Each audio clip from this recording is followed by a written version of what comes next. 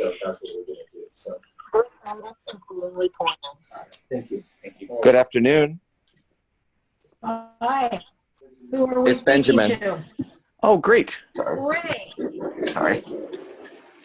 Okay. Mr. Scott, welcome. I was just getting ready to give you a call. I apologize. No worries. Thank you, Jesus.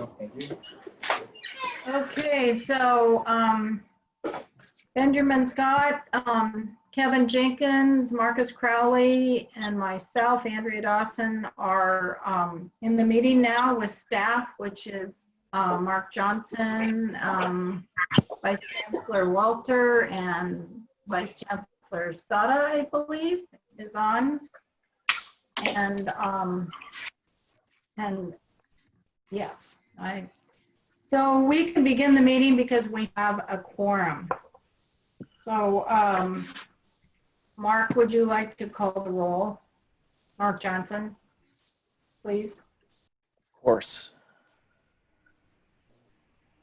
Let's see. So we have Ariana Brown.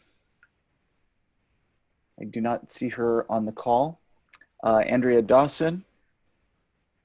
Present. Marcus Crowley. Present. Yusef Herbert. I just received a text from him. He's trying to get in. Patricia Ellis. Kevin Jenkins. Present. And Benjamin Scott. Present. Okay. Madam Chair, you have a quorum? Yes, thank you. Madam All right. Chair? Yes. Madam Chair? Sorry, this Yes. is Lee. I wanted to recognize that Keith Kajia, the program manager from AECOM, is also present in the meeting. Thank you. Great. Thank you very much. So our next item of business is to review and approve the agenda for July 1, 2020, which is this evening. Are there any comments or changes that anyone would like to make to the agenda? Yes, this is Marcus Crowley, and I have a couple of comments about the minutes. We're not into the minutes yet. Excuse me, Mr. Okay. Crowley, Yes. Marcus. This is just a formality to approve tonight's agenda. And what the reason it's on here is because if someone wanted to move something forward or backward in the interest of time, this is the place that you would do that. You would ask for item 4, say, to be moved up. Okay? I see. Okay. The next item is the minutes. Thank you. I do have some comments about the minutes. Yeah. Okay, well, we'll get to it in a minute, then we'll move on. We're approving the agenda as shown. Okay. In the order. Okay? All right. It's a formality, so we'll go ahead and call the roll call on that. Mark Johnson, please. Yes. Ariana Brown is not on the call. Andrea Dawson. Yes. Marcus Crowley. Yes. Yusef Herbert. He's not on the call yet. Patricia Ellis is not on the call yet. Kevin Jenkins. Yes. Benjamin Scott. Yes. Thank you. Agenda is approved. Okay. So the next item is review and approval of the April 8th, 2020 meeting minutes. So are there comments or corrections that to be requested? Marcus, Yes. This would be your time to express. Okay. Thank you. I have a minor correction, probably just a clerical error there. The minutes on item number 9 refers to the audit report subcommittee. And actually the subcommittee was for an annual report subcommittee as required by the education code. So this annual report is not the audit report. The audit report is something different. And even though the annual report will be referring to some of the information in the audits, it is not the audit report. So I move that that correction be, that the minutes be corrected on that. And then I have one more comment. Okay, so I second that motion to correct that word. And let's take that separate. We technically have to take these separately. So is there agreement on the second to make the correction? Yes. Yes. Okay. Yeah, all right, Just so move to on to clarify, your that's- next item. And that was in 9A. And we were clarifying the change. That was to change audit report to Annual report. annual report. Got it. Thank you. The actual word is audit report subcommittee. Should be changed to annual report subcommittee. Yes. Got it. Understood. Thank you. Okay. Okay, your next comment. Yes. My next comment is regarding items number 4 and 6. I think they need some I clarification. didn't touch this. The item number 4 refers to the Edie Bailey annual 2018-19 financial and performance audit reports only for Measure A. Now, these reports, these audits do not refer to Measure G at all. So I think that the minutes should clarify that this is only a report for Measure A and not Measure G, and that we have received no annual audit for Measure G as required by law. Did you see what I pressed? No, on this guy. Okay, so Marcus, I'd like to respond to that.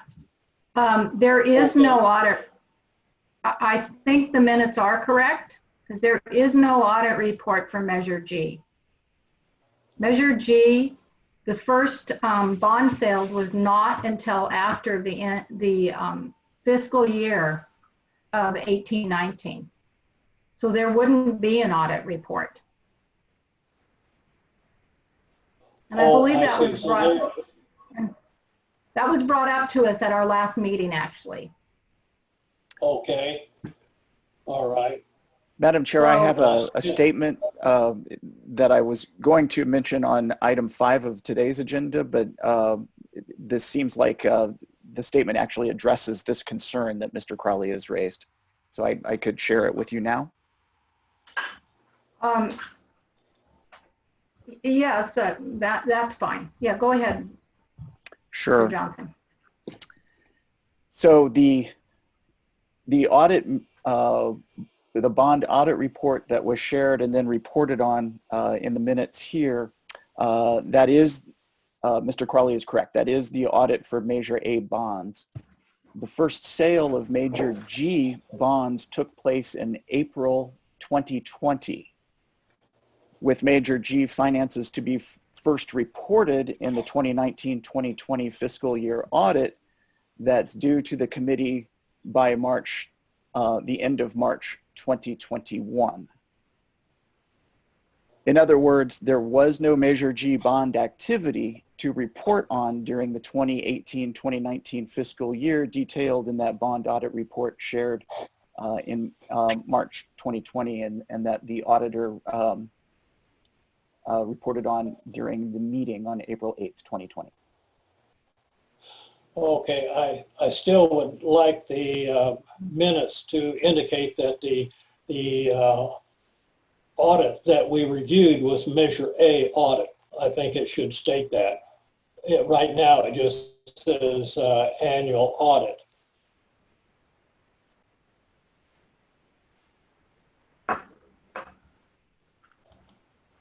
Well, if that's indeed the case, then we could ask for that clarification to be posted.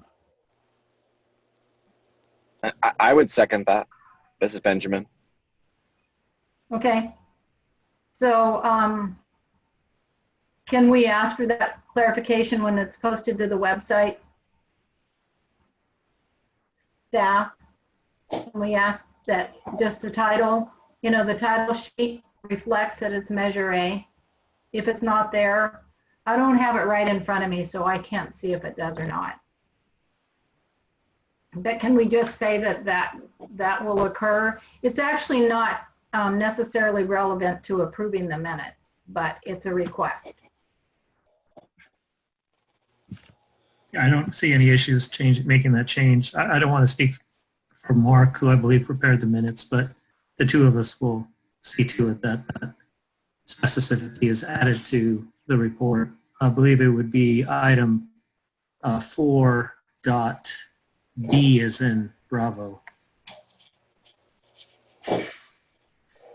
Okay. So can we go ahead and motion to approve the minutes? I will motion to approve them with those two corrections. Second, Benjamin. Okay, Benjamin, thank you. So Mark Johnson, can you call the roll? Yes. Andrea Dawson, Yes. Marcus Crawley, Yes. Benjamin Scott, Aye. Kevin Jenkins, Yes. Yosef Herbert. Yes. You made it. Great. Welcome. Yeah. Yeah, thank you. Happy to hear. You're welcome. Okay. Thank you. So now you just showed up in time for the meat of the meeting. Good. So we're first though we have to ask if there's any public and request public comment if there's any public.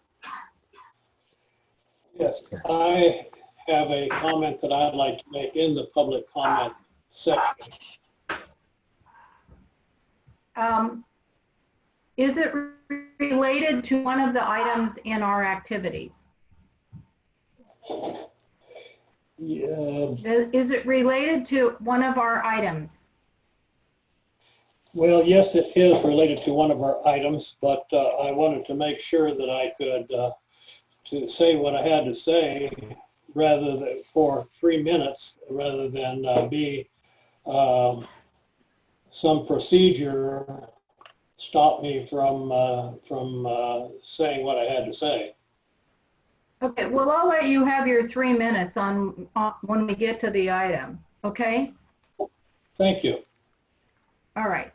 So then is there no public comment, other public comment? There is not. Okay. All right, thank you. So we'll move on to item 5, which is AECOM activity report. And this is 10 minutes, and it is, Lee, are you introducing, Ms. Chancellor Sada, Vice Chancellor Sada, are you introducing, or is... Sure, I would be happy to. Thank you, Madam Chair. Okay. I just want to introduce again to you Project Executive and Program Manager for our bond here at the Peralta Community College District, Mr. Keith Kajia. And Mr. Kajia, if you have a presentation that you'd like to run, I'll ask you to go ahead and share your screen at this point in time.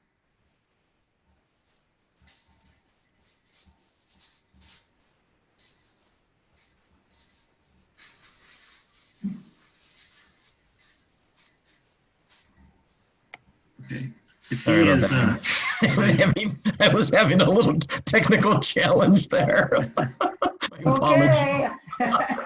We get it. So I have, Would you you have, let's see, this is the bond update, the ACOM activity report. Yes. There you go. Thank you. Great, we see it now. Apologies for that. So this is actually the deck that I had prepared from the previous rescheduled meeting. So I'll just go through the same deck here and kind of note some of the progress that's since been made on the capital program. So happy to be here again to talk to you and talk about some of the exciting things that we've been up to continue moving the capital program forward. I'm going to cover these topics today. We've stood up the bond website. There's continual updates to the bond website and additional content being made there. I'll talk about kind of the structure of the standing up the program management organization, what we're doing related to our program management information system. That's the PMIS acronym there. Touch on the topic of business outreach and give you a brief update on project status.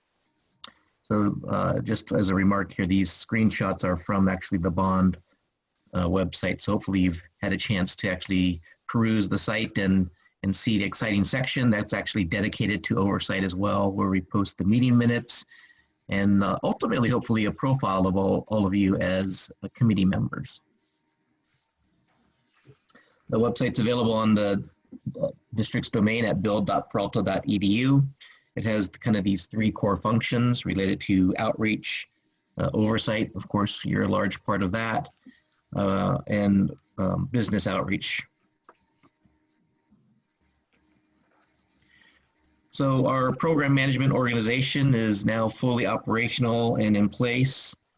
I'm trying to remember from the last time we had spoken. I think we may have been in the middle of the procurements for the construction management firms, but since that time in the red box, oops, sorry about that, in the red box there, we've actually assigned a construction management firm to each of the college campuses. So you can see there how they're assigned from Kitchell, Swinnerton, and Roebelin. They all report to the ACOM team as the program management firm. And of course, we report to Dr. Sata and the Department of General Services. One of the real critical pieces of collaborating and sharing information across that organization is what we call our program management information system. This is stood up by a group within ACOM. We call them digital solutions. It really involves a suite of 4 tools. You can see them there listed as the bullets: ProLiance, Bluebeam, Project Site, and something called Power BI. Essentially, ProLiance is our financial and document management system. So we are now actually in the process of incorporating budgets for each capital project into the ProLiance system. We're working on uploading all the contracts that are going to be spent against Measure G and the balance of Measure A into the system as well. This is really an important tool for us to project where the spend is going to be and to frankly ensure that procedurally we are committing contracts where we have budget that's set aside for each of those specific items. So we have a pretty robust system in place related to project approvals for budgets, coordinating, of course, closely with District Finance and VC Walter staff as well. Bluebeam is our kind of collaboration tool. It's used for design collaboration. So as we're moving a project through design, we actually collaborate with the division of the state architect through the Bluebeam software for design review comments. So again, really important now in this new era of being kind of working from home and not being able to kind of collaborate in specific meetings. We're able to digitally collaborate with key agencies and across the design team. Project Site is a system that we're actually right in the midst of training our construction management firms on. It's really the portal through which they'll actually do all their daily activities and report back to the program management team of what they're doing. So we'll have complete transparency and visibility related to their tasks, everything from meeting minutes to their daily reports to all the process and procedures that they're implementing with the construction contractors and design professionals and other consultants involved with the capital program. And finally, Power BI is a system that's actually going to be tied to the bond website. The bond website will ultimately have portals where you can actually click and run reports to see dynamic reports of how we're doing, progressing against what we call key performance indices, really ways that we're measuring performance across the capital program. That's something actually we're just starting to have our initial planning meetings for, but I hope to have that in place over the next quarter or so. Our team's really focused on really engaging the community and providing them a real opportunity to participate in some business that we're moving forward with the capital program. To that end, we've really taken a proactive attitude related to reaching out to local businesses. We've collaborated with a number of other local agencies, including the Port, City of Oakland, Alameda County, Bay Area Rapid Transit. They all actually keep outreach databases. What we've done is we've identified those that are local to Peralta, and we've also used the existing database that the procurement group has, a purchasing group has within Peralta. And we've identified just over 1,000 local vendors. You can see there the geographic dispersion of them. We've also broken them down by service. So those that'll be engaged with the capital program for what we call professional consulting services. And as you can see there, there's about 700 firms in that area. Construction services, 193 firms, and other 188. Within that, it's really important also to understand of those that are local, which ones are small. And so within that subset, there's 830 some odd firms that are actually designated as small. So this is the breakdown of those firms as well. These firms we are proactively reaching out to regarding upcoming opportunities. In fact, later in the presentation, I'll touch on a little outreach session that we conducted with them. These are some of the upcoming bench procurements that we're going to be releasing. In fact, a number of these are forthcoming in the month of July. We're about to release our procurement document for architectural services. We're also doing one for mechanical and electrical engineering services as well as CEQA. So these are forthcoming. What we've done here is we've kind of overlaid the upcoming opportunities with those companies that are in our current database, and you can see how they kind of align related to the upcoming services. So we have a nice targeted group of firms already that are local and small businesses that we're really looking to reach out to, really to have a real meaningful role with the capital program moving forward. We have been working closely with district purchasing, and the district's actually established a system called the vendor registry, where firms are able to actually register for upcoming opportunities. This is important as it allows us to actually reach out and connect with those firms. If they've expressed interest in a certain discipline or type of service that their firm provides, we can actually reach out to them and tell them about those upcoming opportunities. Finally, we've really worked hard on kind of connecting with businesses. One of the things we did recently was on May 28th at the end of May, we called it our virtual local business outreach workshop. It's really the first time we actually connected to some of those businesses that I was referring to earlier. We had 158 registrants, 133 people actually attended. It was on a Zoom platform, kind of how you're doing your meeting this evening. Through that meeting, we kind of outlined the upcoming capital program, some of the upcoming opportunities. And at the end of the session, we actually did a little poll. And it was interesting to see some of the information here. That's the poll results that I've indicated here. A large majority really liked the virtual format. In fact, frankly, a lot of the smaller businesses thought it was a much better way to connect. As you can imagine, a number of those smaller businesses, they're actually working principals of their firms, and they found it was much more effective from a time perspective for them to participate and see what's going on without having to commute to a workshop that's held at the district and whatnot. Overall, really positive responses. I think the other notable thing here is that there was a large percentage of what we call minority business enterprise, disadvantaged business enterprise firms. 63% of the firms participating were in those categories. Of those, 41% want us to do what we call matchmaking events, where we actually connect those smaller firms with large prime firms so that we can really create teams. As you may or may not know, we have a district policy related to small local business enterprise participation to be at the 25% level of the contracts that we issue moving forward. More interestingly, 38% of those actually have previously worked with the district as well. One of the other surveys we did in that same workshop was we asked the group about whether they'd be interested in what we call technical assistance workshops. And about, a little under half of them actually said they're interested, about 45% of the registrants. This is really where we're trying to provide an equal platform and really kind of equalize the vendor pool by providing those smaller firms who maybe don't have a lot of experience in how to bid projects or how to secure a bond or the necessary certifications for their business, perhaps how to do scheduling, how to access loans and capital. These are all topics that we're looking at actually providing workshops. So we'll provide that kind of training to the firms moving forward. Finally, let me just touch base on bond project status. These are the 5 major capital projects that are all state funded. Critically important for us to continue moving the needle on these projects. Actually, since the time this deck was prepared, we've actually made more progress on these projects. But you can kind of get a sense of where they are in their design process. They're all currently in design, and we're moving them rapidly through design as they all have state funding milestones.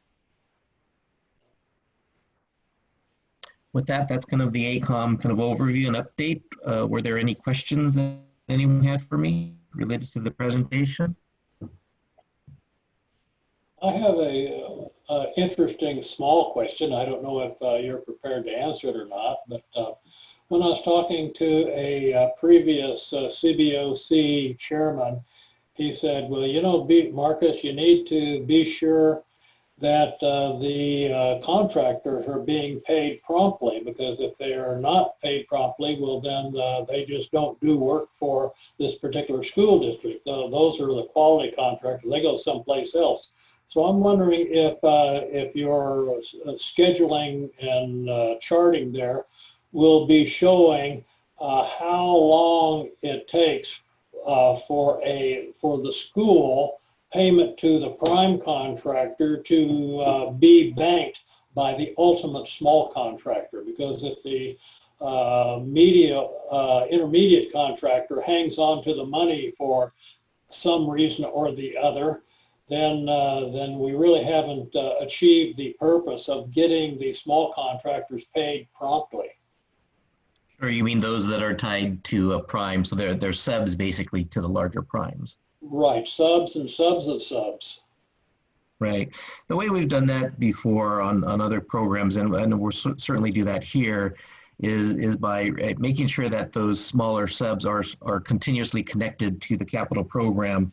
So we actually will do surveys of them to see what their time payments are. So from the time that the district knows we paid a prime, we can conduct surveys and make sure we connect to those smaller subs to see what the timeline is of when they're actually being paid from the time the district's been paying them.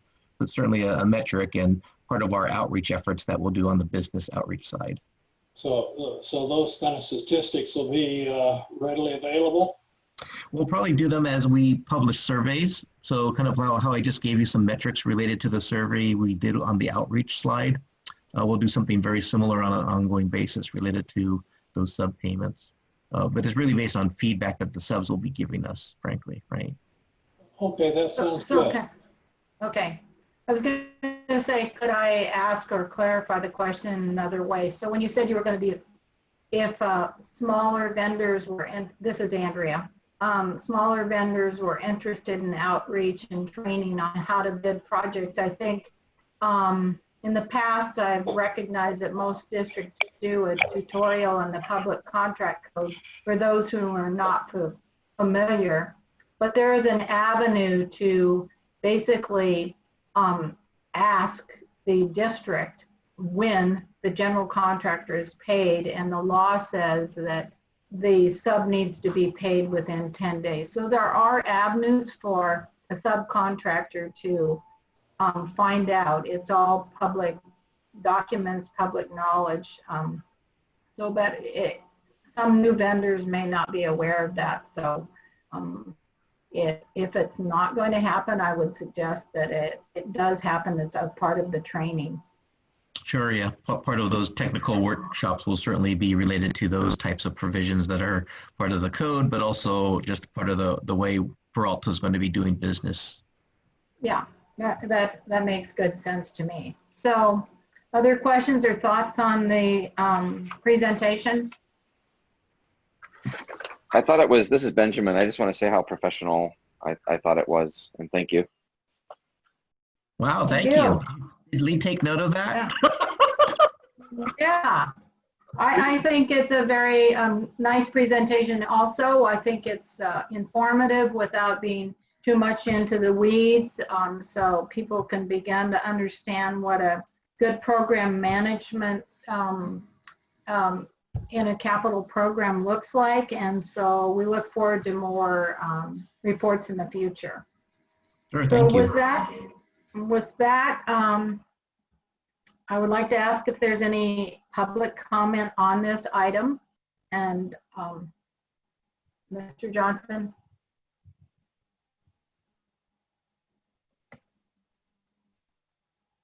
Mark? I should unmute myself before I start talking. I see no hands for public comment. Okay. So we will move on to the next item, which is item 6, which is the bond spending plan for Measure G, which is it, again, Kevin Kajaya, did I say it right? And Vice Chancellor Sada? Yeah, I'm going to once again introduce Mr.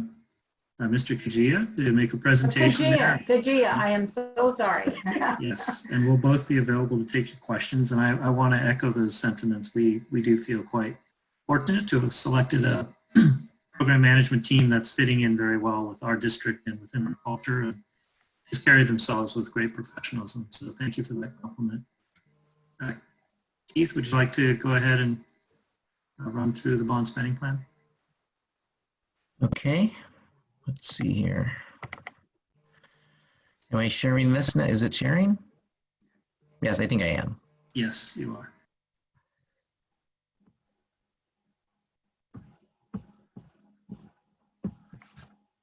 Oh, geez. Okay. Technology.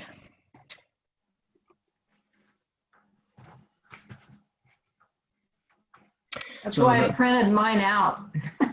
Oh, okay, good. Well, you probably still can't see it. It's quite small. Yeah. So the bond spending plan is a very important document moving forward. It's really the plan of how we're going to spend the money moving forward. It establishes timelines. It establishes kind of a real plan to execute the bond program. And so what I'm going to do today is kind of go through a number of things, frankly, how we pulled the bond plan, spending plan together, talk about the projects and how they align to the bond language, which is a very important duty for this committee, and then speak to actually provide you a real high-level summary of the actual bond spending plans by campus, and then overall by the district, and then take any questions that you have. So stepping through the methodology, when we look at each individual discrete capital project, we frankly divide it into these categories. And this is based on guidance, based on the American Institute of Architects. It's an industry standard document where we actually break up costs into really 3 categories, if you will. What we call site costs, those that are associated with land. And as you can imagine, in many cases, the district doesn't have a lot of those types of projects, because they basically own the land that they're working on, and certainly many of the projects are modernizations. And then there are hard costs. Hard costs are those hard construction costs related to the actual buildings and the interiors of the projects. And then soft costs. Soft costs are what we call developmental costs, costs for consultants, different fees that we're paying to different agencies, such as the Division of the State Architect or with the county, other entities. So you kind of see a breakdown of the types of buckets that we put under those costs. So looking at hard costs, here we're using again that AIA reference document, but they're basically the construction costs, frankly. I think one thing to note is that they also include furniture, fixtures, and equipment expenses. And we came up with 2 methodologies to calculate hard costs. We actually came up with one for projects that are under design and another method for planned future projects. For those that are under design, frankly, they have architects that are assigned. We're starting to move through design, as you saw in my previous slide, where we talked about the progress of those 5 state-funded projects. And as we start to hit those design milestones, at each milestone, the architect is required to give us an estimate of how much that project is going to cost on bid day, actually the day that we accept bids for the project. And so we're continuously using that to kind of assess where we are related to what that hard construction cost spend is going to be, and continually managing to that hard construction number. For the planned future projects, we take what scope we know about the project, for example, the type of project, perhaps the square feet that we're going to modernize, or if it's a new building, the number of square feet for the building that we're going to actually build. And we use metrics related to the Bay Area to actually establish a cost per square foot based on what we know about the scope of work that's going to be included in that project, and we price out hard costs that way. One of the most important and impactful things related to the hard construction costs is construction market escalation. Like everything else that we spend money on, it gets more expensive over time for the most part because of escalation. What we're using here is an index to calculate the impact of construction escalation that is incorporated into our budgets. So we use a publication called Engineering News Record. It's an industry standard publication. What they do is they prepare a 20-city index across the United States. One of those is actually in the Bay Area, specifically to San Francisco. This is a table of the index for probably the last 10 years or so. And what that index is a building cost index. So what we're doing are complete buildings. That's the reference index for us. The construction cost index is more for basically infrastructure projects such as highways and bridges and water pipelines. So we're really focused in on the building cost index. That's the most relevant to the types of projects that we'll be doing. And what you see there in that table by month and year is a rolling 12-month index. So it's a rolling 12-month average of what the previous 12 months has been related to the cost escalation. So when we look at those for this overall last 10 periods or so, we look at the median and it's 4.9, the average is 5.4. So based on that, we are using an escalation factor of 5% across the board to calculate escalation impact on our construction projects, and that's what's incorporated into the bond spending plan.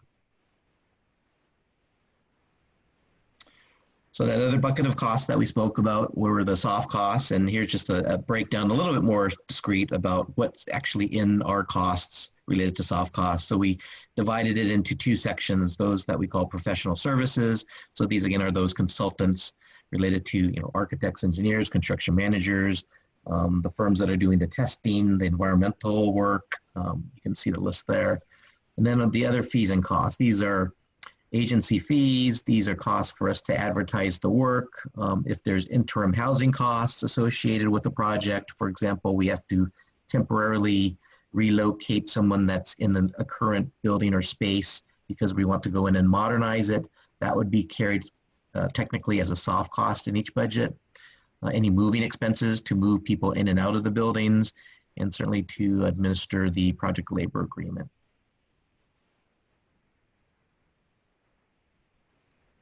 So these next few slides are kind of the alignment of the bond spending plan projects, which are in the first column there under project name, and it's cross-referencing to the bond project list cross-reference language. It's really frankly the Measure G bond project list reference language.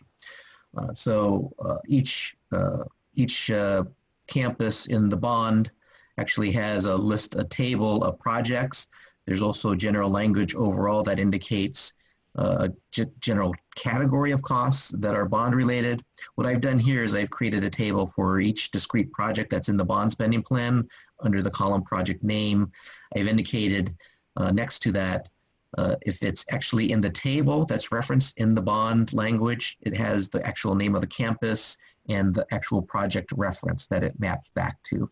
So in the case of many of these projects, you can kind of start to line them side by side and see where the justification is and where they are actually included in the bond language moving forward.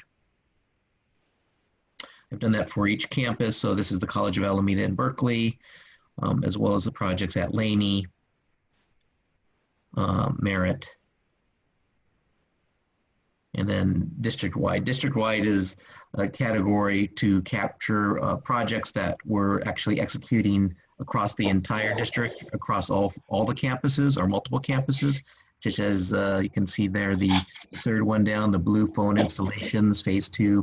Those are blue phones, those security phones that are on the campuses. Some of those things we run programmatically at the centralized district level. So we're carrying those as a district-wide budget versus being set aside in each discrete campus budget. But there's also the overall cost related to executing the work district-wide. So you can see the program management fee, district bond management, the legal fees, auditing fees. These are all things that programmatically we're capturing here in these categories as a district-wide expense.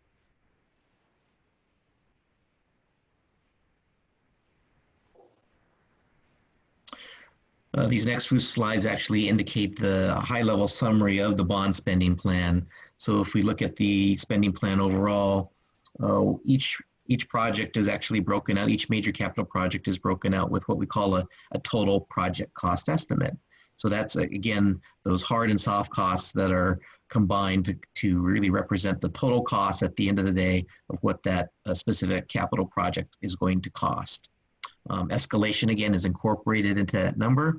So based on that, there is a timing element that's tied to each project as well. So that's critically important. We've also been working closely on doing the 5-year capital outlay plan. And so those assumptions related to the final project proposals and what we call the IPPs as well, those are incorporated. And we're tracking a number of funding buckets there. You can see under anticipated funding. We're tracking the Measure G spend, as well as state match, Measure A, and federal funding that we anticipate to receive. So this is a high-level summary of this table here of the allocation of the costs, the total project cost estimates by each campus. I will say this is a version that was done for our previous scheduled meeting, and we continue to work on this document. I'm scheduled to present it to the Board of Trustees on July 14th at their board meeting. And through the shared governance process, we've been working with a number of the campuses to make some adjustments to the bond spending plan. But at its core, at least as far as the methodology and the numbers, for the most part, they're in line with this document that you're seeing here today. So the next few slides simply start to outline the projects by each campus. This happens to be for the College of Alameda. Let me just kind of step you through this graphic here. Under the project name, you see the name of the project. You also see at the end of each project, each capital project, it either says DB, it has a little dash DB or dash DBB. So that represents if the project is going to be delivered design build or through the design bid build methodology. I'm also taking a board resolution to the board on the 14th as well to seek authorization for the Board of Trustees to use design build for a set number of projects. Frankly, the design build delivery allows us to really kind of expedite and compress the schedule. So it represents a pretty significant cost savings overall to execute the work. For those projects that are state funded, traditionally, we do those design bid build, so you can see where there's a state match that's typically a design bid build procurement. The difference, frankly, there is under a design build contract, you're actually combining a procurement to actually have a designer and a builder in a single contract tied together. We call that a design build entity. Under design bid build, we actually do a procurement, we hire an architect. We work through the design with the architect. They then create a set of drawings that we can then actually bid to the construction community, and then we actually do a bid and actually do a second procurement for finding the builder.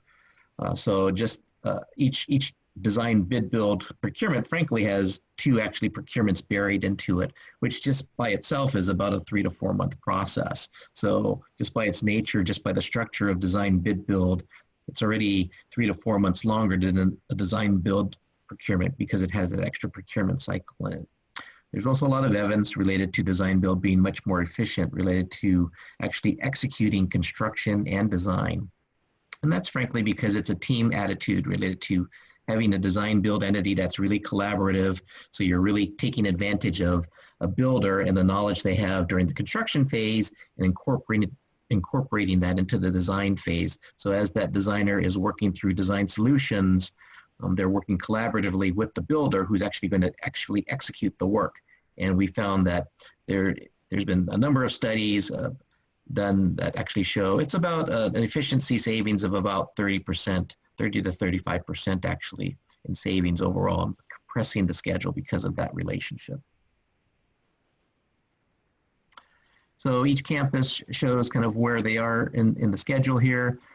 Stepping you through a little bit more on this graphic here, this is an example for Berkeley City College. You again see this, the project name with the DB or DBB, the total project cost estimate, where we're anticipating to receive the funding. And then let me describe the little schedule off to the right in the timeline. The little cyan blue colored is actually that procurement process where we're actually procuring a design builder or a contractor. Kind of that orange color is where it's the design process of how long it's going to be in design. And you can see the red boxes are for actually where we're going through agency review with the division of the state architect, and the green is actually the construction cycle. So each project has been scheduled out. So the important thing related to the construction bar is that we actually calculate that construction escalation number to the midpoint of construction. So as the construction timeline gets pushed out further into the future, the project costs us more and more, obviously. Laney is probably perhaps one of the most complex campuses that we're undertaking because so many of these projects, frankly, are tied together. One of their main projects moving forward right now is the Learning Resource Center. You can kind of see it in the middle of the chart there. It's the $99 million project that's listed here. There are a number of projects that are tied to it as other things have to be moved, folks have to be rehoused, different spaces are being vacated. But you can kind of see kind of the flow of the work and how we're planning it. I won't go into the details here, but there's been a lot of time spent on trying to make sure that these things are aligned and frankly, working through the shared governance process with the district facilities folks, with the college presidents to make sure that we're all in alignment related to how these projects are going to be developed and executed, and making sure that they're in alignment with previous master plans and frankly, the wishes of what each college wants and prioritizes as being important. I think the other thing I didn't mention is that the order of the project from top to bottom is in priority order as well. And finally, this is the Merritt campus. Same concepts here again, related to the schedule and all the other notes I referenced. Maybe I can add one other thing on this slide as well, and you'll see it on each campus, is at the bottom of each campus, you'll see a number of different lines. Typically, each campus will have what we call an infrastructure budget and an information technology budget as well. So infrastructure budgets are those that are dedicated to really rehabilitating the infrastructure of the campus. We're finding a number of campuses have real, frankly, urgent needs related to repairs to their mechanical, electrical, and plumbing systems. That's, for the most part, what a lot of this money is going to be set aside for. In fact, I'm writing a procurement document for what we're calling post-commissioning services, really for consultants to come in, engineers to come in, evaluate the piping, the electrical systems, and help us to prioritize the repairs and actually start to price what those repairs are going to cost and start to fit that into these infrastructure budgets moving forward. And this is that last category of the district-wide spend. So same concept here. I think at this point, when we had done this is the May 31st version of the bond spending plan. There's the June 30th version now. But the sustainability plan, which had $24 million, we've since incorporated that money into the other projects, into the other capital projects, meaning that we'll actually include our sustainability efforts into the other capital projects that are in each campus. So you can see there at the bottom of Measure G, all of you certainly know that Measure G is $800 million. So by removing that $24 million, we are under the $800 million Measure G allowance. I will say though that does not incorporate anticipated interest earnings moving forward as you issue the tranches.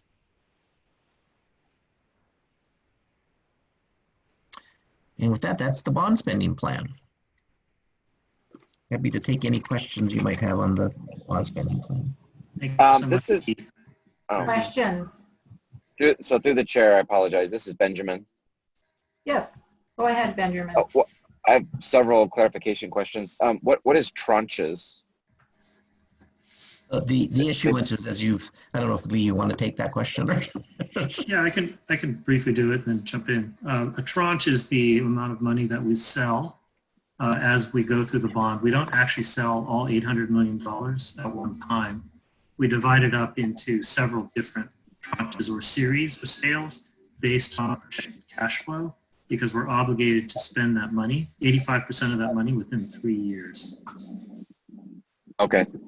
The other thing that I'm not familiar with, and I mean, I deal with contracts a little bit for a living, but I guess what I'm trying to understand is when a construction company is bidding out a job and then obviously they're awarded at some point, what is, and obviously it sounds like you're tracking, what costs are, but how much can be built into the contract to put it on the construction company for absorbing, some of these costs versus the college system. So I guess I'm just wondering, that people are awarded and then they turn around later and say, oh, well, there's been an increase. So something that came in at X amount now becomes a different one. So, I mean, just because you're awarded a contract, it just seems like there's an easy way to chalk up additional costs.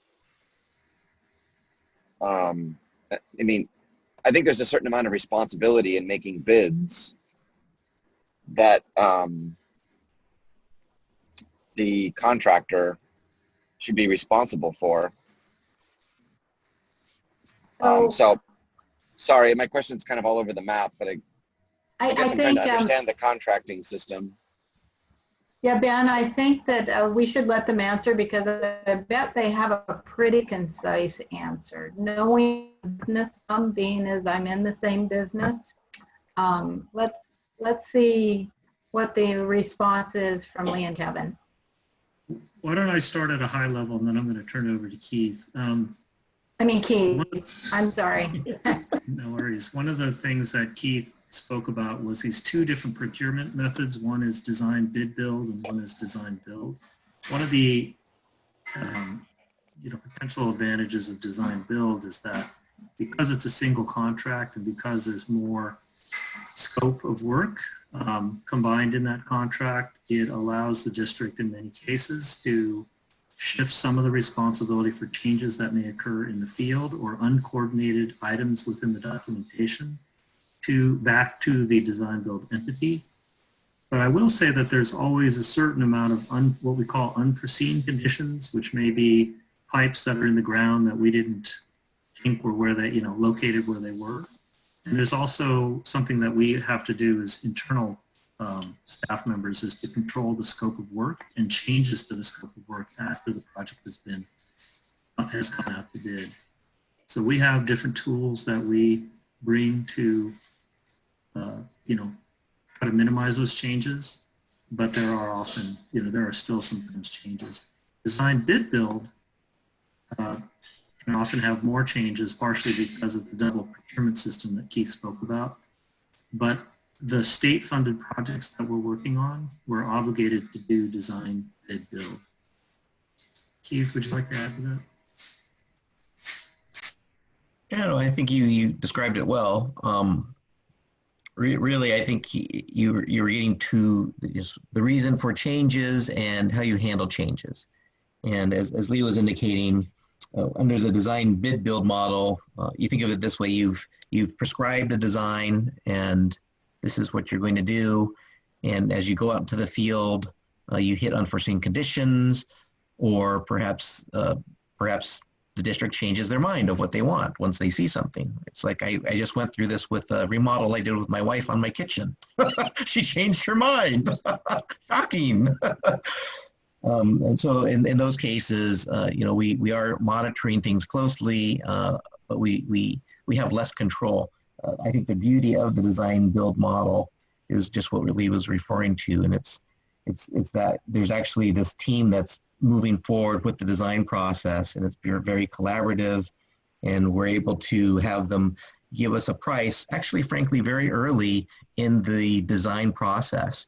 We're in the design build process. You're actually fully designing a project and then sending it out and having someone price it for you.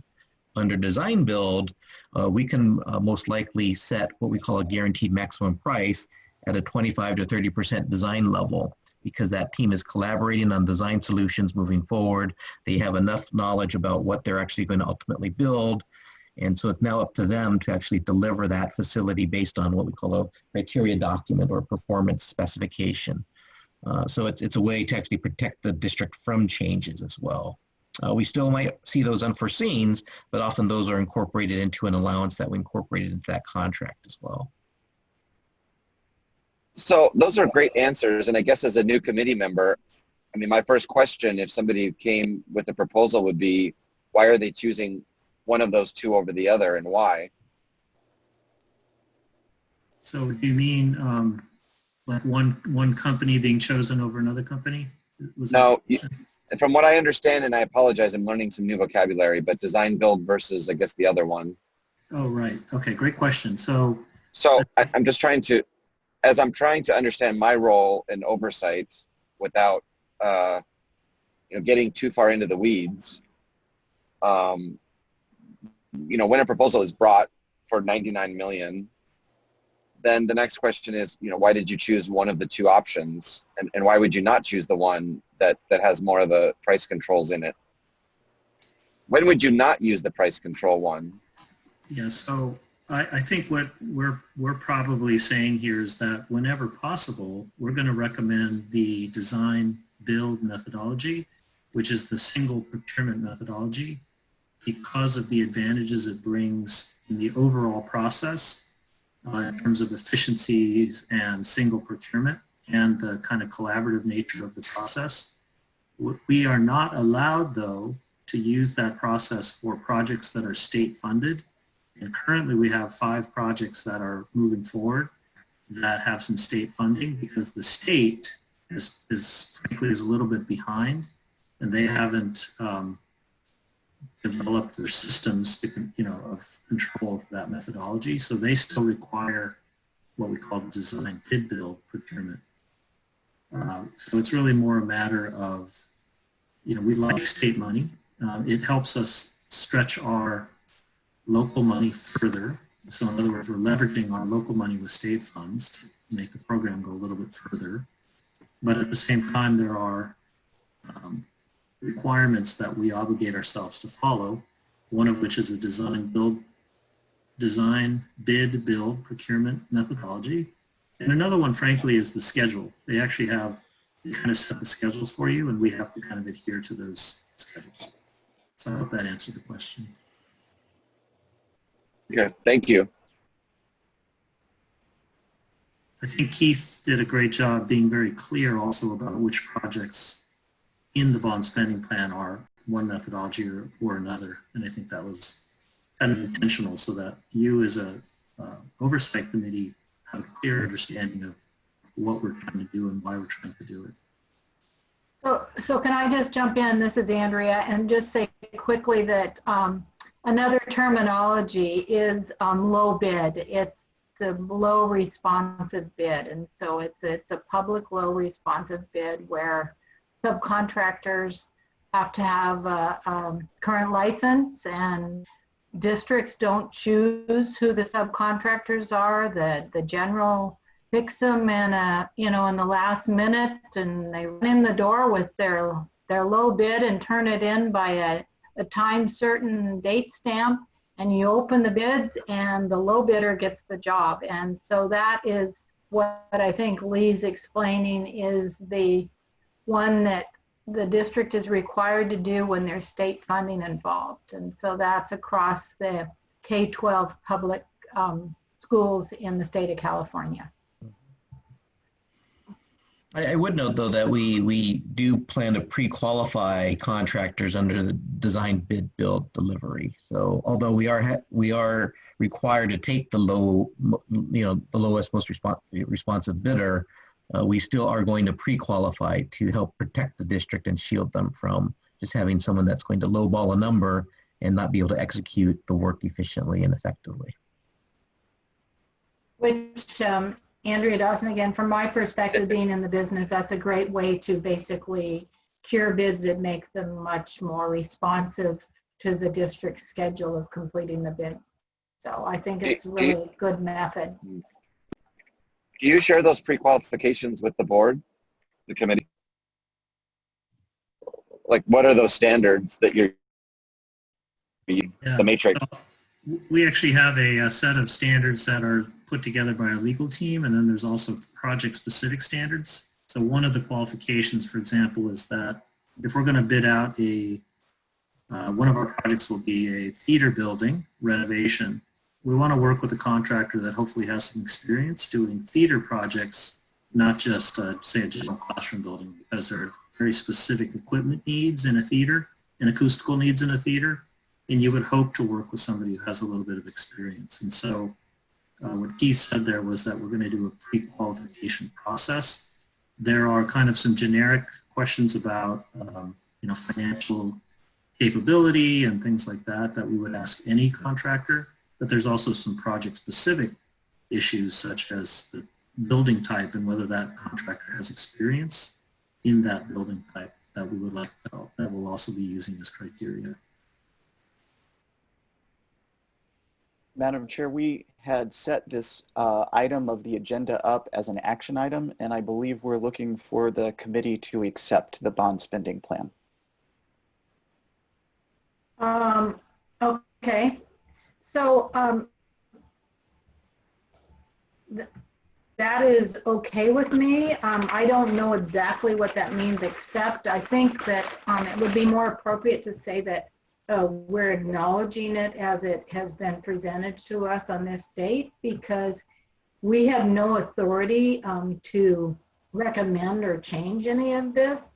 So I think it's better for us to come to it that we take a vote that there was a quorum here that basically recognizes the spending plan, asks the questions that we were concerned about, and that we accept it in that manner as being presented to us. So, and knowing that it's also going to be presented to the board. And I really actually appreciate that you're doing it timely to the board and to our committee, because through our process and through our committee as a sitting committee over time, I would hope that that same relationship would follow. So in other words, if you decide, I'll just put it out there in a big way, is if you decide to defund a project, 50% of what you originally planned because you've determined for good reason in your planning that you're going to redirect funds from one campus to another for something that is more in keeping with what is now being as a need, that would come to us as a committee also. Because I think provided it follows the language of the bond, once again, we can only ask questions about it, but the board will have to accept those spending plan changes over time. So anyway, with that said, I think it's a very good presentation, and I did notice that I think you're very proactive on your contingency, which to me, if you're that aggressive and you only are saying that you have a 5% contingency plus the interest that will come from the bond over time, that is an intention to manage with real proactive look at at all the projects over time. So I think it's a great presentation and a really good kickoff to the Measure G projects. I have a comment on that. Marcus, am I recognized? Andrea?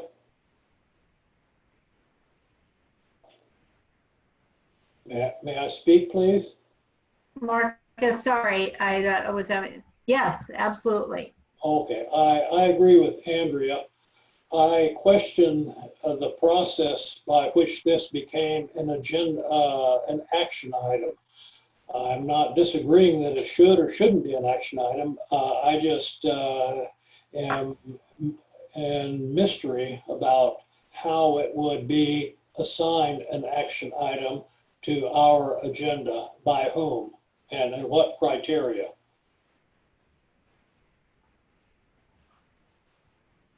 I believe it was suggested by Vice Chancellor Sada and Vice President Kajia. Okay, and VC Sada, you're muted. Is there any kind of procedure that would imply that it was more proper to have it as an action item rather than less proper to have it as an action item? It was our understanding and belief that you would like to have the opportunity to, take an action along the lines of what Chair Dawson just articulated. We're not asking for an approval because ultimately the board approves this, but we wanted to recognize that you had heard and had the chance to comment on it. Having said that, if it is not your desire as a committee to take action and you'd like to consider it an information item, we can certainly accept that also. I think it's more appropriate as an information item. I frankly do too. I think it's an information item, and that I think we can take a it's kind of funny wording, I guess, but a vote that we all acknowledge that we heard this, we asked the questions that we wanted to of the presentation, and we understand the process and that it will now go to the board as an action item. Thank you for that clarification. Does that make sense to other committee members? Like I said, I agree with Andrea. Yes. Does that make sense, Kevin and Benjamin and Yusuf? That works for me. That's Benjamin. I can tell your voice already, I think. That was Kevin. Oh, Kevin. Kevin. I'm supposed to know your voice, so I'll just be quiet. You and Benjamin sound alike. Okay, Kevin. And that was Kevin. So Benjamin, your thoughts? I guess I'll follow the consensus since I don't really know procedure, and I guess probably Marcus's question as to what determines what's an action versus informational, and it's kind of interesting actually. Right. Well, this is Andrea. Yusuf, did you have a comment that you'd like to make about this or not? No, that's fine by me. Okay. So I would just say that I think it really is important that this is shared with us and that we acknowledge that it's been shared with us not only now, but through the process of, later in the fall. And if, once again, if there would be a real deviation from the current plan that was going to be presented to the board, I do feel like it should come before us for an information item. Small deviations are going to happen through the bond program, but large ones, it's been my experience, and I go back to, I'll just say it, Oakland Unified, where I'm chair of the Bond Oversight Committee there, when you redirect $50 million of funds to a project that wasn't originally on the approved list, it should be clearly presented to the CBOC and to the board in a timely manner. So this is why I think this process that is being put forward for us is really transparent. And so I think we should at least acknowledge by vote that this was presented to us and we had our questions answered at this time. So I move that we acknowledge the presentation and that the responses to staff, from staff, basically satisfied our questions. Something to that effect. I second your motion. Okay, so Mark Johnson, would you like to, and anyone else have other thoughts on this? Okay, we'll vote. Mr. Crowley? Yes. Mr. Herbert? Yes. Mr. Scott? Yes. Mr. Jenkins? Yes. Ms. Dawson? Yes. Motion carries. All right. So we are on the next item, which is item 7, which is the design update. And before we do that, I think I would like to ask if we can extend the meeting to 7 o'clock, because it looks like we're going to be longer than 6:30. So that actually takes an action item, a vote, to all of us agree to extend the meeting. So, Do I have a second on that? second, Benjamin. Okay. Are we all in agreement? So we can call the roll call on this real quick and ask to extend it to 7. Mr. Crowley? Yes. Mr. Herbert? Yes. Mr. Scott? Aye. Yes. Mr. Jenkins? Yes. Ms. Dawson? Yes. Motion carries to extend to 7 p.m. Okay. So the next item is design update from Vice Chancellor Sada.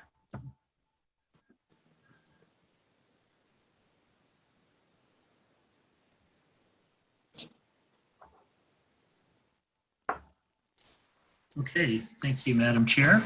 I'm going to take you through a series of projects to show you what we've been working on so far. And I'm going to start by letting you know that we're framing this conversation through the lens of the report that we made to TICMET with the help of CBT, which is a consulting firm that was brought in to help us restructure and get our organizational structure in place. We have been working on critical repairs, safety, and compliance projects. We have been working on the design and implementation of a deferred maintenance plan, and keep that in mind while we're working through our design process. And we're also working, as you just saw, to implement the bond program and the long-term facilities plan. I'd like to show you a couple of critical repairs and safety and compliance projects. There's a list there on the left. We had some fire alarm testing and were removed from Firewatch at both Laney and Merritt.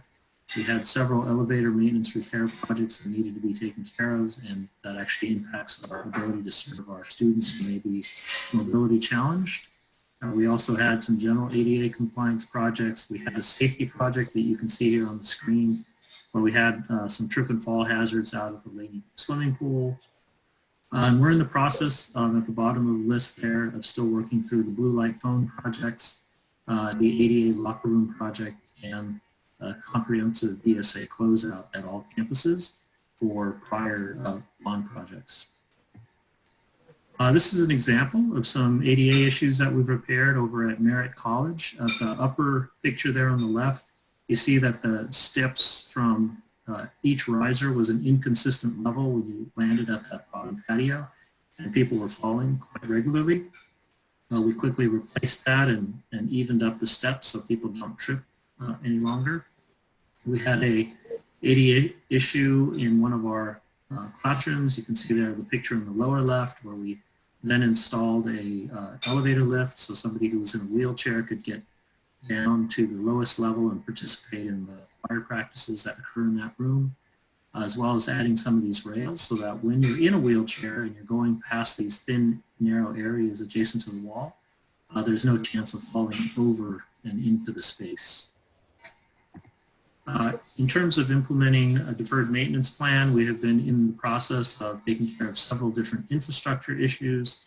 We're doing a waterproofing and roofing assessment at all campuses. We have been replacing some electrical transformer fuses over at Merritt, where the campus actually went down. We actually replaced an electrical transformer at Laney. We had some electrical deficiencies at College of Alameda that we've addressed, and you can see the list there. I won't read them all. But I do want to end with the bottom 3. You can see that we're still working on an ADA transition plan for all campuses. We have an annual fire mitigation project that we handle, which you can see there on the right in the Oakland Hills up at Merritt College, where we're obligated to remove the brush on a regular basis before fire season. And we're doing some lighting improvements, which we consider a safety project over at Laney College. In terms of the implementation of the bond program and our long-term facilities plan, the facilities master plan was approved by the governing board in 2018, and we are moving forward on that plan. We have hired a program manager, AECOM, who you are now getting to know with Mr. Kajia. We have hired several architects for our state-funded projects. We have coordinated our 5-year capital outlay plan, which is an annual plan that's submitted to the state, and it's now coordinated with the bond spending plan. We've had some terrific vendor outreach programs, and we're developing the program and financial controls, again, that Mr. Kajia spoke to you earlier about. We're in the process of working on the classroom utilization study, which will help determine if we're using our classroom facilities adequately and efficiently. We are soon to go to the board to approve the bond spending plan on July 14th. As Keith mentioned, he's putting together RFPs to hire some consultants, and we have been asked by the board to take a look and negotiate a PLA, a project labor agreement, for Measure G. So as we move forward into the projects themselves, I'd like to share a few projects at each campus. I'll begin this presentation with the College of Alameda. And this is a rendering of the new Transportation Technology Complex. This will house our auto tech program and our diesel program, as well as our paint shop. This new project, you can see here from the air, will replace a building that is actually, if you can see my cursor just off the screen, this way of doing this project will allow us to build a new building, and then we'll move the people into the new building, and then we'll tear down the old building. And it's the right way to do it because it actually saves us from having to rent an alternative site, and thus saving us bond dollars and taxpayer funding. So the funding will all go into the project rather than on rental facilities. This is a view on the upper left from the campus of the new complex, and an entry view on the lower right. This is the view of the facility from the existing parking lots on the upper picture, and then the view from the street in the lower right. The interior bays, again, will address both auto technology, and there's going to be some bays for new technologies such as electrical technology and hybrid technology. There'll be some paint shops which require special paint booths to meet environmental laws these days in terms of the air quality. And you can see those big booths there on the upper left. And this is our diesel program. We'll be able to maintain diesel machinery, including large trucks. And then finally, if you're interested, this presentation will be posted. Actually, I think that I'm going to play it.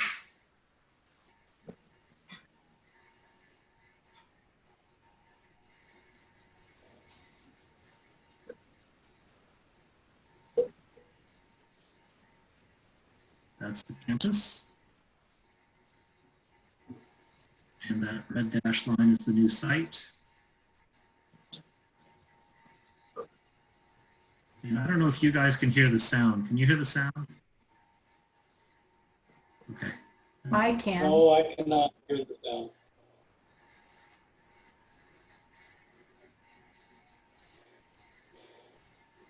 It's very muted, but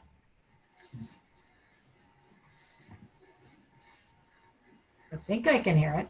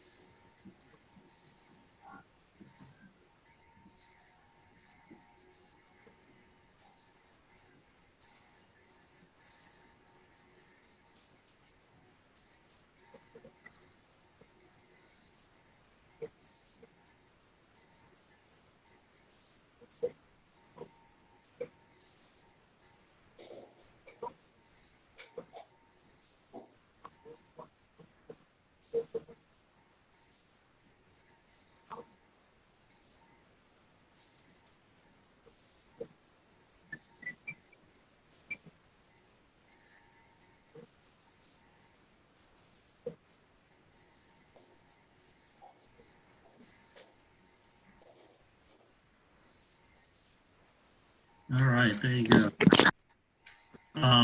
So continuing on over to Merritt College, we have two projects there that we're working on, both funded by the state, partially funded by the state, the Child Development Center and the Horticulture Project. This is a rendering of the Child Development Center. This will be a center that will include not only a daycare, but also a teaching lab for the development of teachers who want to go into early childhood development. This is a photo of the yard for the children and the classroom. Very open. You can see the sliding screens to give them more flexibility in terms of how to configure their space, and of course the age-appropriate and size-appropriate furniture. And then a standard adult-sized classroom, again, for those students who are learning how to take care of young children. This is a site map of a replacement building for the horticulture project up at Merritt College. And this college, this building consists of laboratories, a classroom building, and then several greenhouses, which are also considered laboratory spaces. And this is a rendering kind of from the air looking down at the complex. And this is a rendering of the courtyard spaces that the buildings, because of the way they're laid out, that will be created. Some of the walkways in between buildings, and a typical classroom building or classroom within the building. Moving on over to Laney College, we have 3 projects currently underway: the locker room modernization, a theater modernization, and the library learning resource center. The latter 2 projects are also partially state funded. This is just a floor plan of the Laney locker room.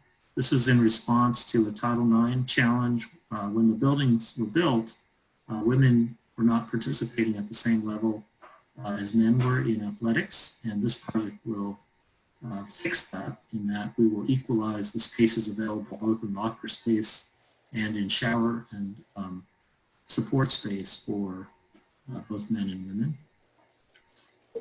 And this is a rendering of an early rendering of the theater modernization at Laney College. And this project is, in addition to creating that lobby space, we're also going to be able to address several ADA concerns in this building. People who arrive who have mobility challenges have a hard time getting in and out of the building and moving around. So there's going to be a new elevator that will stop on several different floors, and it'll also give us a chance to see sight lines and some of the backstage equipment. This is the latest rendering of the space. This is the new lobby, which will be added in front of the existing building. This is the rendering of that lobby. You can see that there's a really grand 2-story high space. It'll be quite lovely. The new elevator, so that again, folks who might be in a wheelchair or have other mobility challenges can get up and down in the building much easier. And then actually a new feature on the lower level of the building, which doesn't exist currently, but many of our patrons who arrive in wheelchairs, rather than have to climb this existing ramp, would prefer to actually enter the building at this level. And this will create a whole new lobby space at this level, which will connect with the main lobby through an elevator. And then finally, this is the Learning Resource Center at Laney College. You can see this aerial with the estuary in the background, but this is the new building right here in the foreground. And this is the view from across the street that most students will experience because the major parking lot B, is across the street. And one of the concepts was to create not only the new project, but also a gateway to the campus, since so many students traverse to campus this way. This is kind of looking the opposite direction. If you're standing on campus looking towards the parking lot, this is the view you'll have. And this is the view from the estuary. We'll be cleaning that area up and trying to do some beautification down there. But you can see that the building really takes advantage of the views over the water. This is a rendering of the lobby looking into the building. And there's a 3-story atrium within the building that has plenty of natural light coming in and kind of provides an anchor for the space so that people can orient themselves easily within the project. And then on one of the floors, study carrels and computer terminals for tutorial work. And again, from a higher level floor, kind of looking out over the atrium, you can see there's plenty of natural light. And that's where we're at right now. We're happy to take your questions. I have a quick question, if you don't mind. No, More of a clarification is when you brought up Title IX came out in the 70s, so that was like 35, 40, 45 years ago. So I'm just curious, does that mean that there's more females participating in sports than when Title IX came out? Yeah, I mean, over time, there was obviously a big push in that time frame to increase access for women to all the major sports. And the Laney College facilities never really recognized that. So, you know, the women's sports have been kind of in smaller spaces in general. And, you know, this should have been addressed some time ago, but it was not. So we're prioritizing it now and just trying to get caught up to where we should be, frankly. Wow. Okay. Yeah. I have a question, or actually several questions.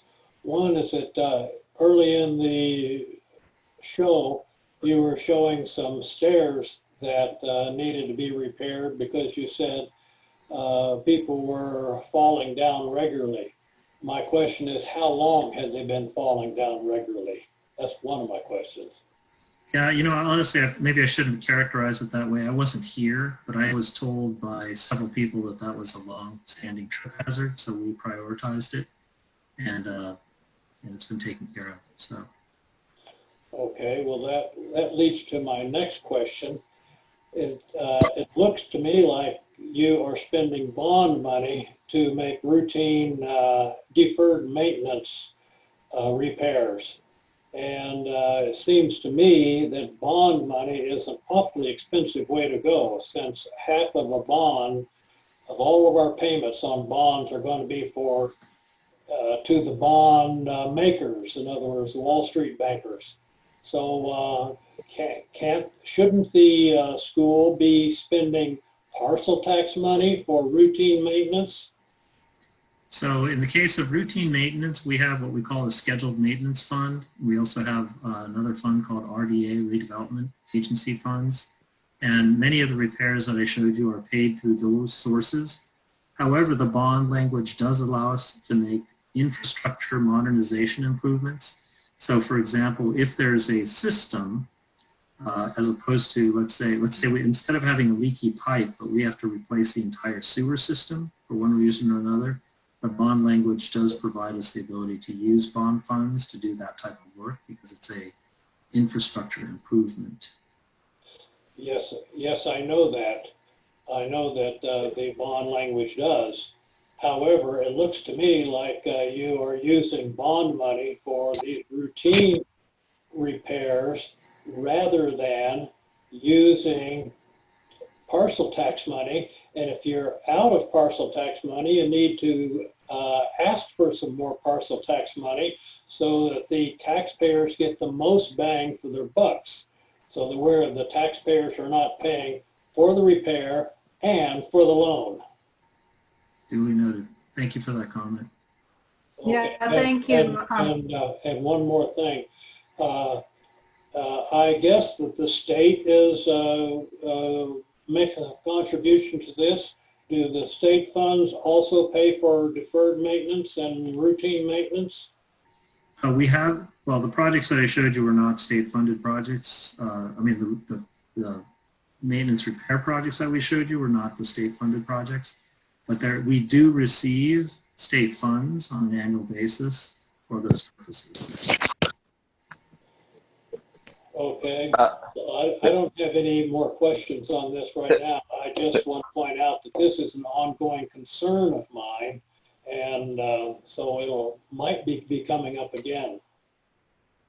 Madam Chair, Yes, Benjamin Scott. if you don't mind, I was just going to ask a follow-up question to this. Again, this is my first meeting, so I mean no disrespect to anybody.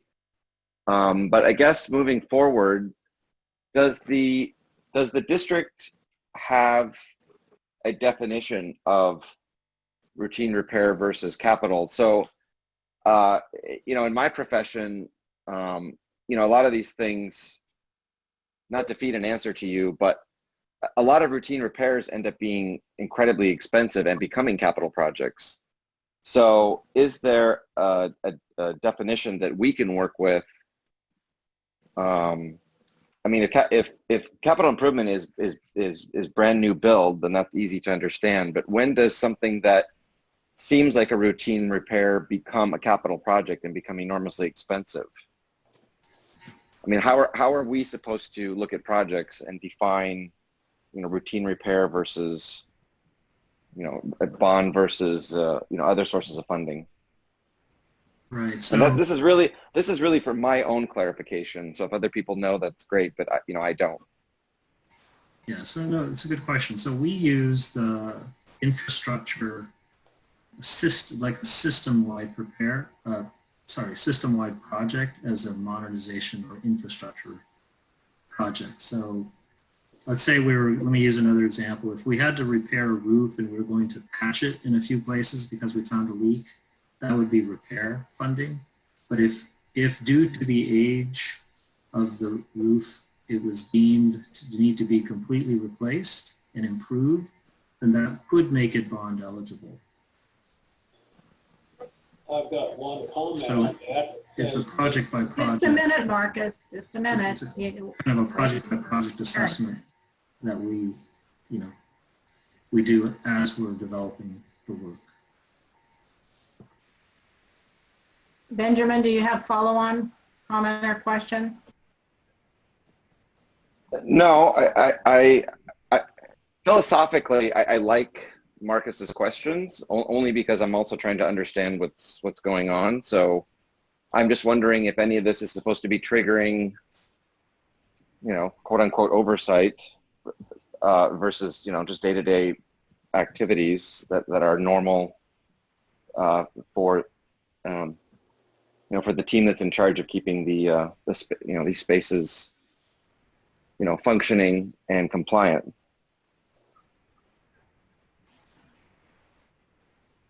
Understood. I mean, I know it's a challenge and it's become a little bit more difficult from somebody who works for San Francisco Unified School District in the bond program and has worked on bond programs either as a consultant or as a direct employee of a district for many years.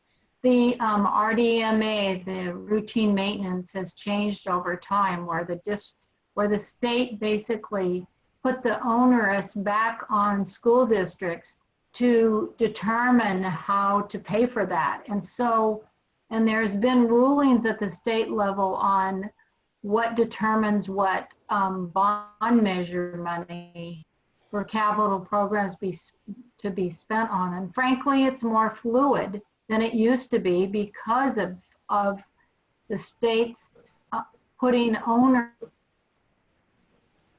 on schools repairing their facilities. So I think Lee gave a really good example, and looking at the tripping hazard that was in the slides, that is a small project in a larger facility that can be construed, and legally it cannot be challenged. I can tell you because San Francisco Unified had a huge lawsuit called the Lopez judgment on accessibility, huge, and on all of our schools, what we might have construed as just deferred maintenance projects became modernization projects legally because of a lawsuit. And we could talk for hours about this, but I know that Vice Chancellor Sada has been in the business, and Keith Kajaya, I hope I'm going to get your name right one of these days, and I have been in the business for probably each of us 20 years each. And so there's a lot of nuances to it, and I'm just going to say I feel like the current team has a lot of respect for the bond program and the bond measure, and they're trying to set this program for spending measure G off on the right foot, everything that I read and see. And so I think we should all want to learn more from them and continue to ask questions. And I'll leave it at that. Yeah. Thank you. Mr. Crowley. And then we're getting to another time limit. I'm going to say that it's 6:43 and we haven't gotten through the agenda, and we planned on adjourning at 7 now. We've gone 30 minutes over time. So Marcus, please ask your question, and then others, if Keith or Youssef have questions, I'd like to hear from them, and if not, I'd like to move on. So Marcus, probably. Yeah, my comment there about the example of a roof being patched a number of times and finally needing to be replaced. I don't think that is a good example of the need for using bond funds rather than because a roof lasts a certain amount of time, for example, 40 years. And the school has ample time to plan a parcel tax expenditure for that. And so rather than spend, it's really easy to spend the bond money, but it's twice as expensive. So I would rather see the school plan their long-term maintenance and ask for parcel tax funds so that we can, the taxpayers can get the most value out of their taxes. Amen. Okay, thank you for that comment. Other comments or thoughts on this? Youssef? Any comments? Not at this time, no, Audrey. Okay. Keith? Kevin? No comments. Kevin Jenkins? Okay. So, are we ready to move on? Yes. This is not a voting matter, so I just have to ask, so if there's any public that wants to comment on this agenda item. This would be to Mark Johnson.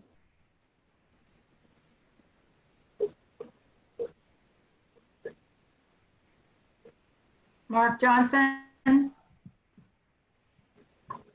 You're on mute. I have to unmute myself to say there are no requests for public comment.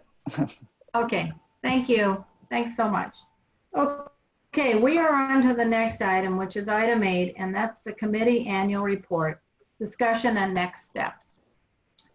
So, as I believe all of you understand, this is the one document, the one item that we should be providing every year to the district and the public. And so we need to work on this and basically get an annual report done that either finds the district in compliance or not in compliance. And if you read the ed code, it doesn't necessarily define what the report should look like. If it reports in arrears, which is actually the legal terminology of it, or if it tells a story, it can be subjective, in my opinion. It's nothing in the ed code says exactly what the report has to look like, other than is the district in compliance or not for the year that was presented to us. So we are a newly sitting body that is oversight on measure A and G. And A is coming to the end of that bond measure expenditures, and we are moving into G, measure G. So with that, I will say that we attempted to have a subcommittee made up of Patricia Ellis and Marcus Crowley and myself to look at a report and put it together and what that should look like.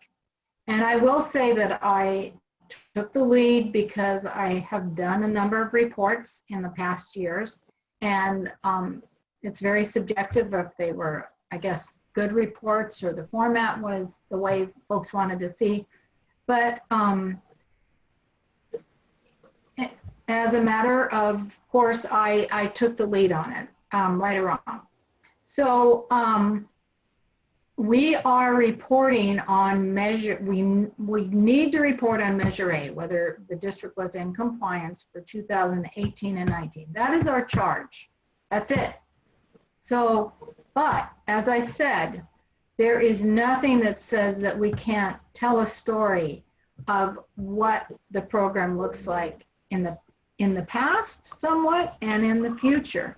And the reason I and in my previous and my current work at Oakland Unified School District, we choose to report what's happened last year and now what's happening this year and what's reported to us, like this evening, what's going to happen in the future, is to follow basically what the bond measure is intended to do for the taxpayers and how well the district is following through on their commitment to the taxpayers and the community, and following the boards, what they gave the authority to the capital program to be.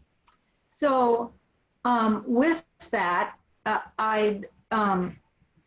oh, and I want to say I'm sorry that Patricia Ellis isn't with us tonight, and frankly, I hope she's okay, and that I have a bit of concern that she is not participating this evening because, you know, given that we're doing Zoom meetings and that the life that we're all living right now with COVID-19, I just hope that she's well and good and doing something really wonderful for herself if she's not with us, because we miss her, and we don't know why she's not with us this evening. So with that said, we have to decide how we're going to move forward. And I know that Marcus Crowley would like to speak on this item. I think he's already got his hand raised. So I'm going to give you the opportunity to say something about this, Marcus.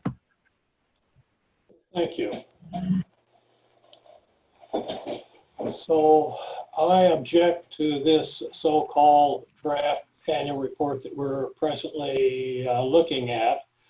This CBOC committee asked for volunteers to form a subcommittee and to meet and to draft the subcommittee annual report.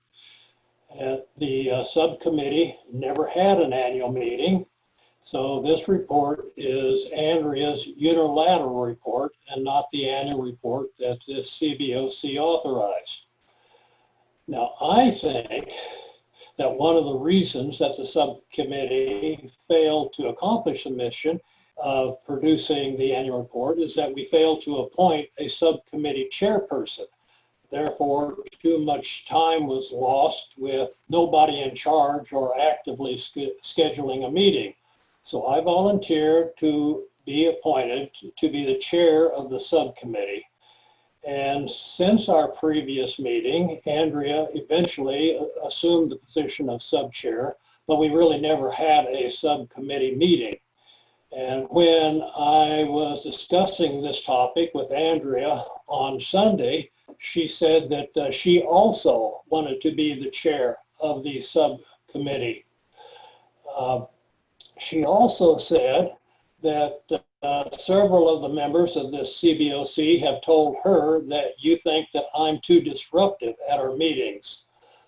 I think that of the members of this committee, we are representing the public, the voters, and the taxpayers. And I think that we have a duty to the public to speak up when the district threatens to undermine our position of this committee. And at our first meeting last December, I objected to the district violating the laws about assigning substandard service terms. Some of the appointments were as short as 3 months when the law required a minimum of 2 years of service term. Now, this same problem repeated itself the following month because the district still refused to comply with the statutory requirements. Marcus, Presently, I'm probably Mr. the Crowley. only member on this committee Mr. who is Crowley. still assigned a substandard term of service, and I consider speaking out on my own right discretionary, and I choose not to make a stink about my own behalf. But I hope that each member of this committee will vigorously speak up when the district is violating the law. And I want this district and this committee and this subcommittee to do their duties and abide by the law. If speaking up in the public's interest is disruptive, well, then that's the duty of our democracy. And even if I'm outspoken, I'm always willing to listen and to discuss the facts and change my opinions when my ideas are wrong. So I ask that you give me a chance to get this annual report done and vote for me to be chairperson of this subcommittee. May I ask a question? Who is asking, Yes. please? This is Benjamin. Okay, thank you, Benjamin. So I just have a quick question. So, Mr. Crawley, I have to applaud your enthusiasm and your charge, and I actually don't disagree with you. However, I will say, what specifically, without getting into ad nauseum, is there anything specifically that's objectionable about the report that we have currently? So, excuse me, this is Andrea Dawson. I need to speak up for a minute. I think it's I'm just going to say, I think it's very disrespectful to the process to talk about a phone conversation that you and I had, Marcus Crowley, because I did reach out to you and Patricia about writing the report. I did reach out to you about making edits to a report.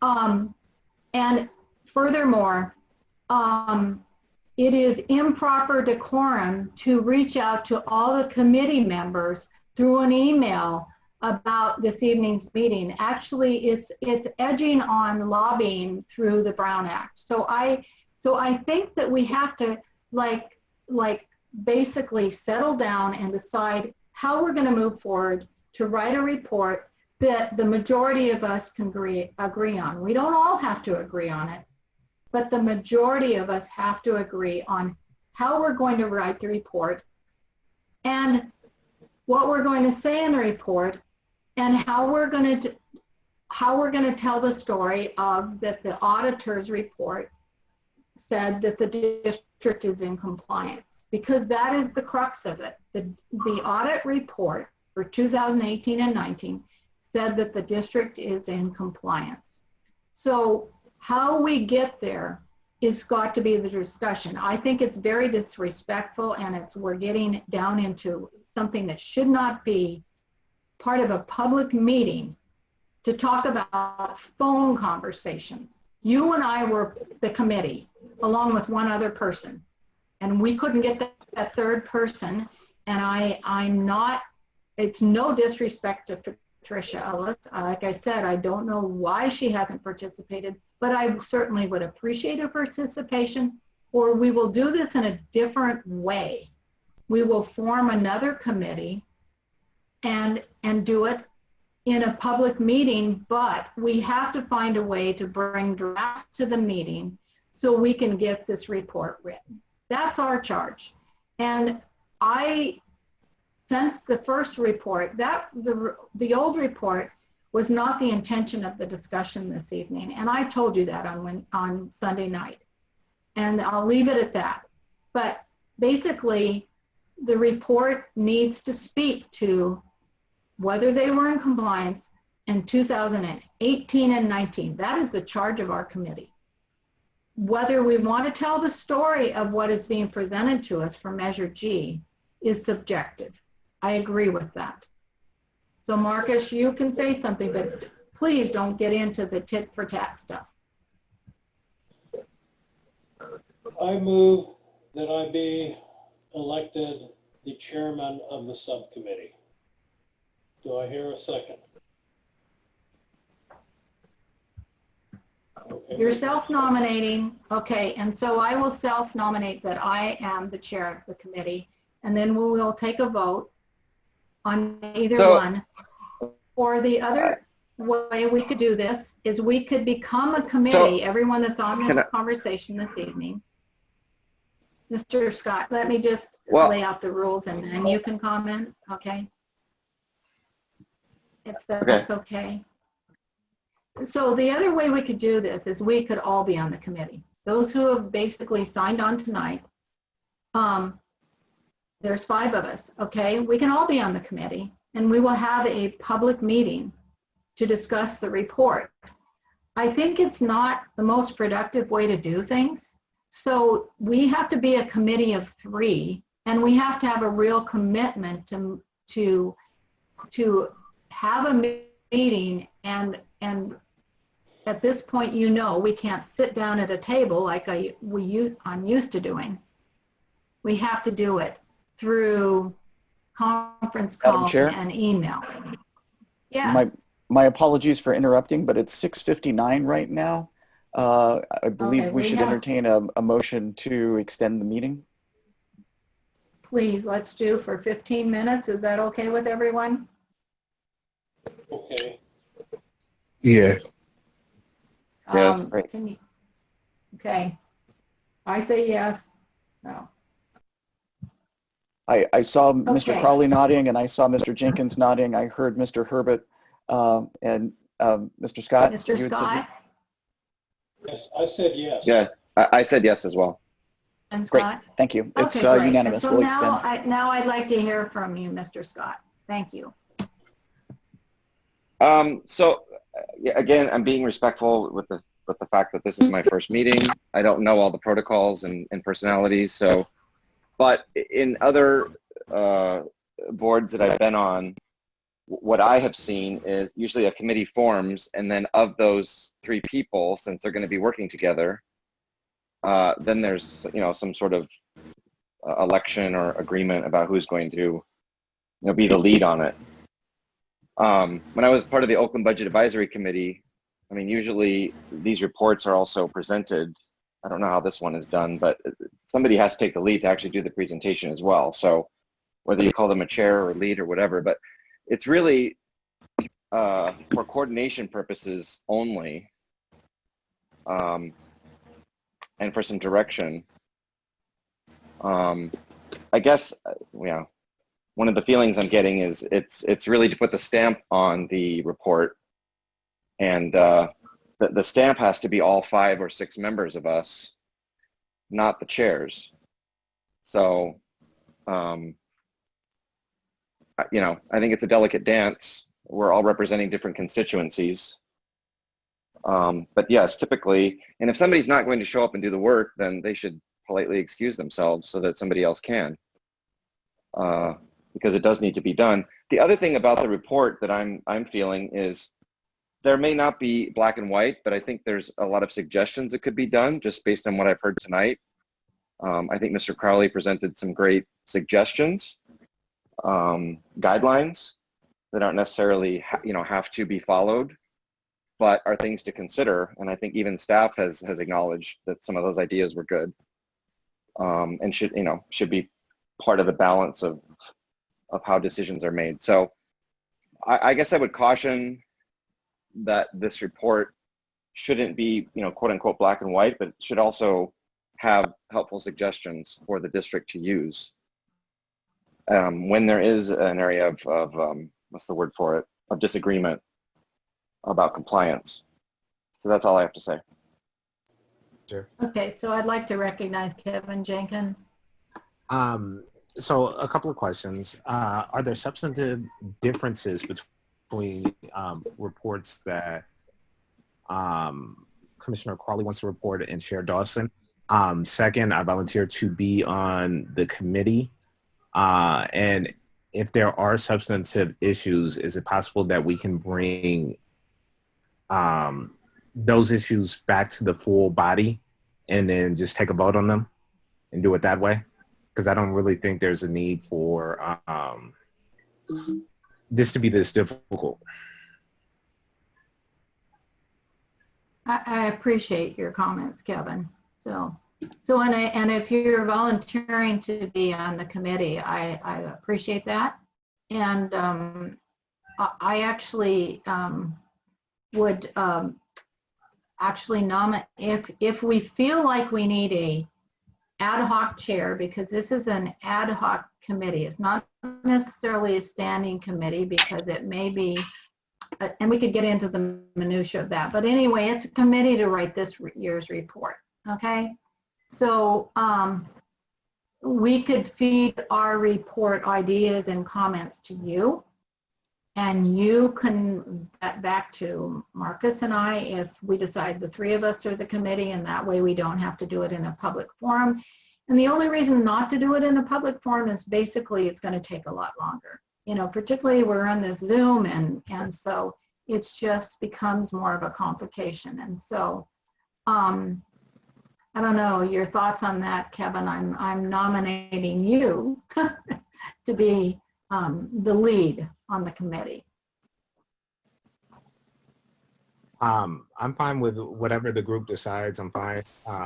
We have one mandate, one task that we need to get done, and whatever I can do to help get it done. Okay. So, Marcus Crowley. So does that mean that Kevin is volunteered to be on the committee? Yes, he's number one volunteered, and I'm nominating him to be the lead. Is there any other person that volunteers to be on the subcommittee? Benjamin and Yusuf? I mean, I guess I almost feel like I'm too new for this, but if I'm needed, yes, I would also like to second the nomination. For Kevin to be on the committee? Or you would like? I thought you were talking about being lead.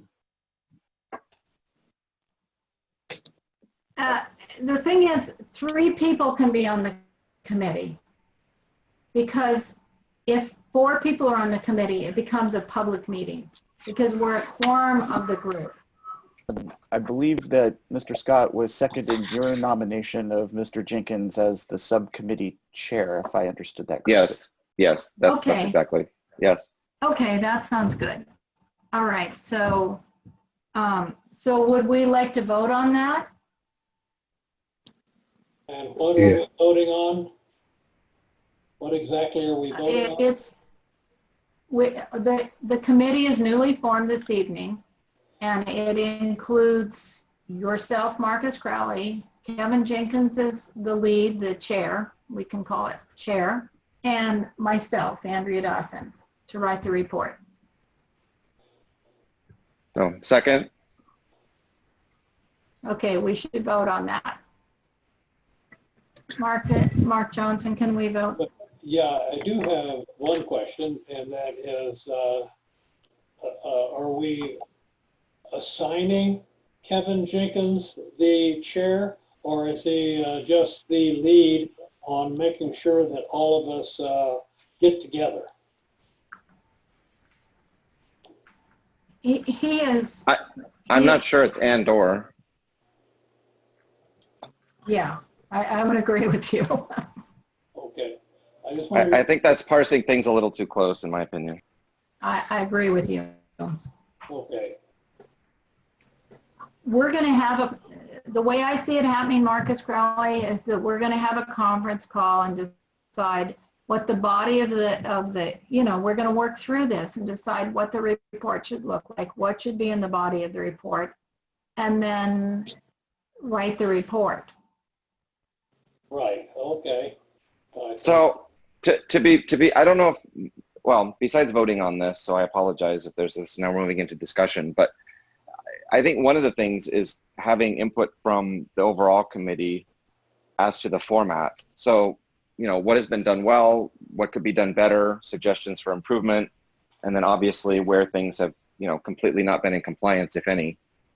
But, it should be like 3 or 4 sections, which I think might make it easier to write. I agree. Benjamin Scott, so